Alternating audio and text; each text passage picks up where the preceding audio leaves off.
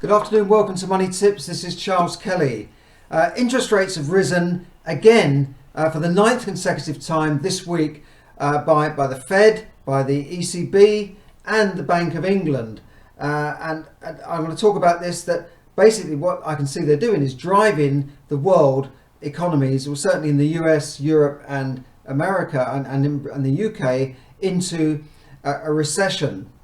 Before I do that, if you're watching this, wherever you're watching this, please like, share, give the thumbs up and get it out there to people out there in the universe to really get my free content out there so that people can enjoy this content free. The more likes and shares I get and subscribes and that sort of thing, the better it is for the algorithms, whatever they are.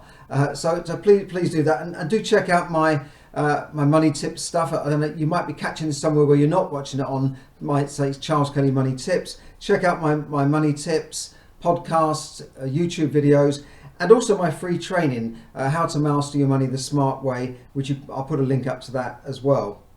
So the three main central banks this week raised interest rates, and in the UK they've gone up by 0.5%, similar amounts in other countries, and this is now gone up from 3 to 3.5%, the highest level for 14 years. And this is despite the fact that inflation dipped, it came down a bit in November to 10.7%. So, the banks have set this ludicrous target of 2% in inflation, and now they're forcing inflation to come down by stopping people being able to spend. It's a bit like a sledgehammer to crack a little nut. Now all the banks have done this in unison this week. Do you think they might be colluding? I wonder if they are.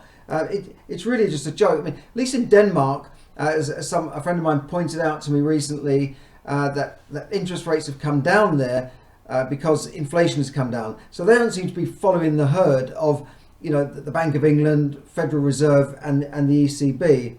But they seem hell-bent on driving the world into recession in order to keep down inflation, which, let's face it, they caused by this money printing and stimulus. If you think back to 2008 crash, the Federal Reserve were literally asleep at the wheel, as were the Bank of England, when these banks crashed the world's economy.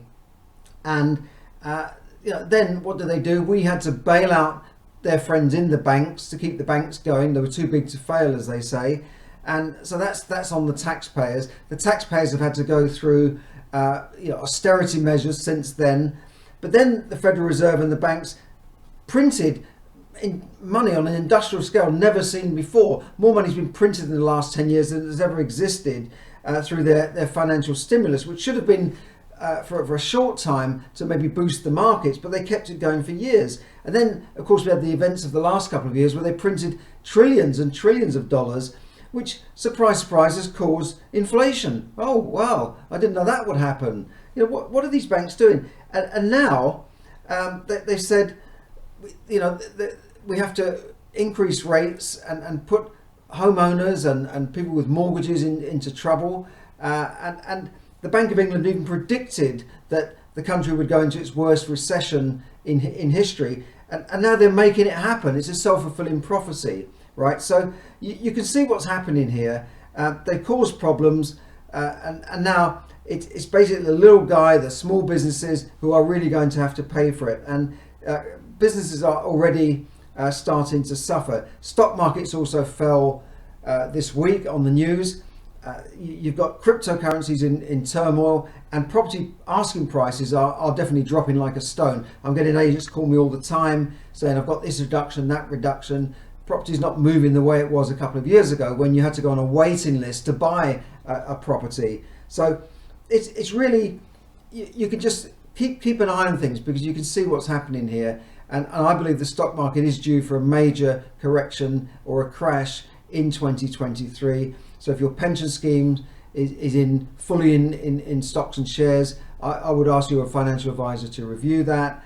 I wouldn't personally be in too many stocks and shares at the moment myself, because I think it's far too risky in this market where we're going into recession, because if people have less money to spend, they're certainly going to have less money to invest into stocks and shares. So all around us we're seeing things like shops closing down. We're seeing a lot of problems, and I think a lot of this is going to happen after Christmas. I mean, at the moment, I was in town last night. There were lots of people out there spending money. Well, there seems to be a lot of people about looking at the lights in the West End. But you look at the shops themselves, some of them are already starting to run pre-Christmas sales. And of course, you had the Black Friday fiasco a few weeks ago. So they're probably desperate to get stock. But there's still people out there with money, no doubt about it. I was passing a branch of Costco and there was a mild traffic jam, luckily on the other side of the road, just to get into Costco. And then people are jamming, fighting to get in to Costco from both ends. And they've got two entrances actually, and they're causing traffic jams at both ends of this corner plot. So it's crazy. People have got money to spend. And what it tells me about Costco is they've got a very good model. And it shows that people have got money because their stuff is not, I would say, it's not that cheap. But it also tells me, the second thing it tells me, that Costco is a very good stock to buy if you can get it at the right price, because they've got a customer base, they've got people paying membership just to go and shop there. When I pay a membership to go and buy their petrol, but I can never get in there because it's too crowded all the time. But if you could buy the stock at the right price, if the stock markets do come down, as a lot of people are predicting, then everything will be on sale. Even good stocks like, Costco and big companies, Unilever, and all these big evergreen sort of companies that are maybe sort of boring sort of stocks, but they always produce dividends, they always grow. So if you can buy these sort of companies at the right prices in a market crash, or certainly at the bottom of it, then that would be a good one to buy. They're certainly on my watch list, but keep watching my stuff. So we will tell you when these things are happening and hopefully direct you in the right way. So look, we can't do much about the faceless suits that earn £500,000 in the city and then tell us, we've got to crack inflation, so we're going to put your life into misery, along with rising bills and rising oil prices and all the rest of it. And then now we're going to put your mortgage up, because your mortgages could go up by hundreds of pounds a month depending on the size of mortgage, just from this interest rate rise alone. And don't forget, there are 100,000 people every month coming to the end of a fixed rate, so that's not going to help them, is it? Because their rate's going to go up from, say, a roughly 2% up to maybe 5 or 6%. That's going to cripple a lot of people. So I expect to see a lot of property coming on the market. I hope not from people losing their homes, but maybe landlords have got into a bit of difficulty. They're overstretched, they're highly geared, and they have to offload some properties maybe quickly. I think we're going to see a lot more of that. And it'll be interesting to see what happens at that place of last resort, the auction, to see how things go there. If you've never been to an auction, I'd recommend you go there just to see how it works. I know you can watch it on TV, but these are now auctions now, not from 2 or 3 years ago. Or you can go to an online, just log in online to some of the auctions, Savills and that sort of thing, to see how prices are going. Because I was looking at auctions a year or two ago, and the prices there were silly prices. Your people were paying more at an auction for a rundown, decrepit property than they could buy on the open market that didn't need all that work. So sometimes these properties were wrecks and they were overpaying for them. I wonder what it's like now. I'll be certainly looking out for some of those auctions this month and next month. So do look out for that. But look, we can't do much about these faceless suits, but we can manage and grow our own economy through the right moves. And in order to learn these moves, you've got to be financially educated. It's a bit like, it reminds me of that song by Kenny Rogers. You remember The Gambler? Maybe you're too young, you don't know this song, but he always used to say, you got to know when to hold 'em, got to know when to fold 'em, know when to walk away, know when to run. Sorry about that, Kenny, but that song always thought is about the card gambler and know when to hold 'em, know when to fold 'em. It's a bit like investing, isn't it?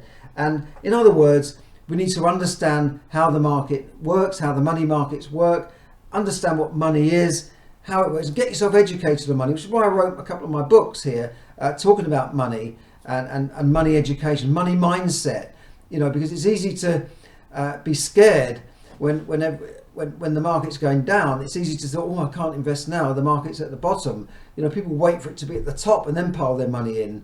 So you've got to have that right mindset as well as the right knowledge. And that's why I put out this free training, and that's why I run my course, the Smart Money Manager course, to help you to help you do what the rich and successful do, to help you do what they do to become successful. So do check out the link for that, and you'll see how to manage your money, how to get your finances in order, and get back to basics on the money, because it's not taught in school, it's not taught in universities. So many people out there just don't have a clue about money. So do check out my free training and my Smart Money Manager course. So do check that out. So in the meantime, I will see you again on the next episode. Thanks for listening, and bye for now. Have a great day. Bye for now. It's Charles Kelly, Money Tips, bringing you money tips to help you save, earn, invest, accumulate, and enjoy more money.